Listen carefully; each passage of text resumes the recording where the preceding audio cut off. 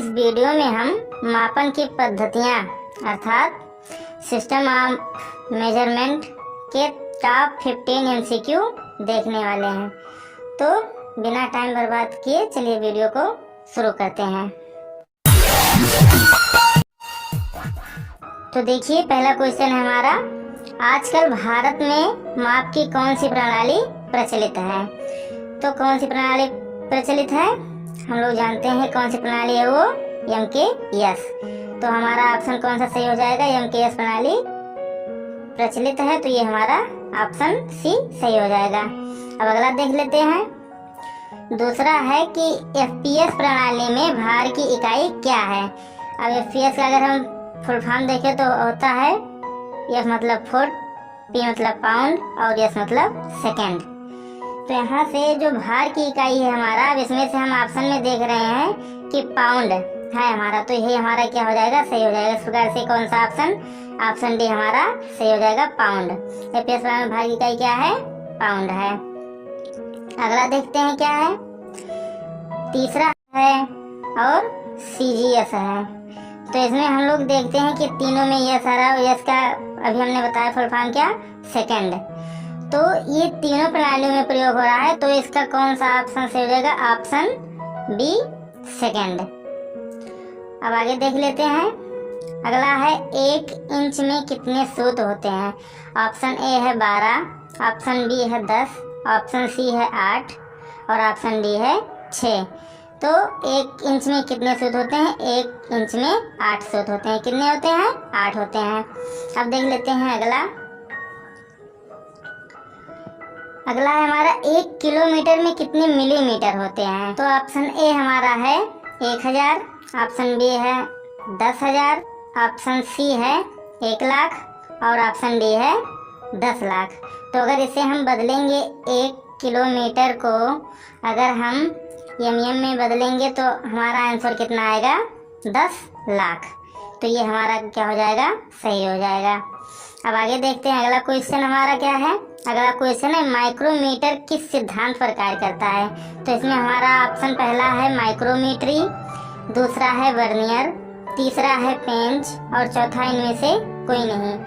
तो जो माइक्रोमीटर है हमारा वो इनमें से किसी सिद्धांत पर कार्य नहीं करता है। वो हमारा किस सिद्धांत पर कार्य करता है? वो हमारा करता है नटवा बोल्ट के सिद्धांत पर। नटवा बोल्ट के सिद्धांत पर माइक्रोमीटर कार्य करता है। 10 माइक्रोन की। कितने माइक्रोन की? 10 माइक्रोन की। तो इस प्रकार से हमारा ऑप्शन भी सही हो जाएगा। उसके बाद अगला देखते हैं। यहाँ पे देखिए लिखा है 0.01 mm कितने माइक्रोन के बराबर होता है? तो अभी हम लोगों ने इसके पहले जो क्वेश्चन देखा था उसमें क्या था कि माइक्रोमीटर की अल्पतम माप कितने माइक्रोन की होती है, ये वो क्वेश्चन था। अगर वही MM में होता तो कितना होता? इतना ही। मतलब जो माइक्रोमीटर की अल्पतम माप होती है वो कितना होती है? 0.01 mm। तो यहाँ से ये कंफर्म हो गया कि 10 माइक्रोन बराबर कितना होता है? 0.01 mm। तो इस प्रकार से हमारा ऑप्शन भी सही हो जाएगा। अगला देख लेते हैं क्या है। थिम्बल के ऊपर रैचेट की क्या उपयोगिता है? हम लोग जानते हैं कि माइक्रोमीटर में थिम्बल होता है और उसी के ऊपर रैचेट होता है, तो उसकी क्या उपयोगिता है? तो ऑप्शन पहला है हमारा स्क्रू को घुमाता है, ऑप्शन बी है स्क्रू लॉक को घुमाता है, ऑप्शन सी है जाप पर निश्चित दाब डालता है और ऑप्शन डी है उपरोक्त में से कोई नहीं।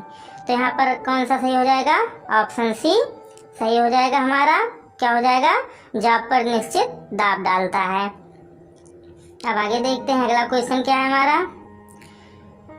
माइक्रोमीटर के एनविल किस धातु के बने होते हैं? तो ऑप्शन है हमारा पहला टंगस्टन कार्बाइड, ऑप्शन बी है हाई स्पीड स्टील और ऑप्शन सी है हाई कार्बन स्टील और ऑप्शन डी है इनमें से कोई नहीं।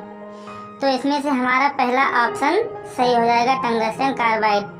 वैसे तो कुछ बुक में ये भी ऑप्शन में आ रहा है लिखा हुआ, लेकिन अधिकतर जगहों पर यही लिखा हुआ है। तो अगर एग्जाम में आता है तो आप इसे ही सिलेक्ट कर सकते हैं। वैसे आपको क्या लगता है कि कौन सा सही है? ये कमेंट में जरूर बताइए।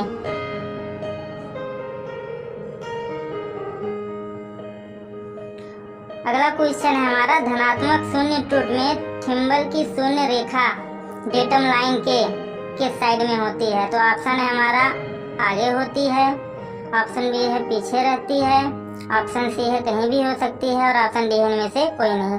तो जो धनात्मक शून्य त्रुटि होती है वो कब होगा? जब हमारा जो शून्य रेखा है वो डेटम लाइन के पीछे रहेगा। तो इस प्रकार से हमारा ऑप्शन भी सही हो जाएगा। अब बढ़ते हैं अगले प्रश्न की तरफ। तो हमारा अगला प्रश्न है, आउटसाइड माइक्रोमीटर के द्वारा अधिक से अधिक कितनी दूरी मापी जा सकती है? तो हम लोग जानते हैं कि माइक्रोमीटर कितने रेंजों में आता है। माइक्रोमीटर 0 से 25 mm तक आता है, फिर 25 से 50 mm, 50 से 75 mm तथा 75 से 100 mm। तो अधिकतम जो है वो 100 mm तक है। तो इस प्रकार से जो हमारा ऑप्शन ए वाला है 100 mm, ये सही हो जाएगा। मतलब माइक्रोमीटर के द्वारा हम अधिकतम कितनी दूरी माप सकते हैं? 100 mm। तो इस प्रकार से ऑप्शन ए हमारा सही हो जाएगा। फिर अगला देखते हैं क्या है। अगला है, इनसाइड माइक्रोमीटर में थिम्बल के ऊपर क्या होता है? तो ऑप्शन है हमारा ratchet, movable anvil, fixed anvil और इनमें से कोई नहीं। तो इसमें से हमारा क्या रहता है? थिम्बल के ऊपर फिक्स्ड एनविल रहता है। इस प्रकार से हमारा ऑप्शन सी सही हो जाएगा। अगला देखते हैं क्या है। तो 14वां है हमारा क्वेश्चन, वर्नियर कैलिपर का आविष्कारक पेरी वर्नियर्स किस देश का रहने वाला था? मतलब जो वर्नियर कैलिपर के आविष्कारक थे पेरी वर्नियर्स, वो किस देश के निवासी थे? वो थे फ्रांस के निवासी। कहाँ के निवासी थे? फ्रांस के निवासी। इस प्रकार से हमारा ऑप्शन सी सही हो जाएगा। अब आखिरी क्वेश्चन को देख लेते हैं क्या है। 7 इंच, 1 इंच और 2 इंच के साइज में उपलब्ध रहते हैं। तो इनमें से हम देख रहे हैं कि यहाँ पर 2 इंच है। तो इस प्रकार से हमारा क्या हो जाएगा? ऑप्शन सी सही हो जाएगा। वर्नियर कैलिपर साधारणतः किस साइज में उपलब्ध रहते हैं? 2 इंच। इनके अलावा अगर 6, 7 और 1 अगर ये भी ऑप्शन में रहेगा तो ये भी सही रहेगा। अब चारों तो एक साथ ऑप्शन में देगा नहीं, अगर देगा तो ए बी करके या बी सी दोनों से इस प्रकार से ऑप्शन होगा। तो इस प्रकार से आप लोग कर सकते हैं। उम्मीद करता हूँ कि ये वीडियो आपको पसंद आया होगा, और अगर पसंद आया है तो लाइक कर दीजिए और अपने दोस्तों के साथ भी शेयर जरूर कीजिए, जिससे उन लोगों को भी इस वीडियो का लाभ मिल सके।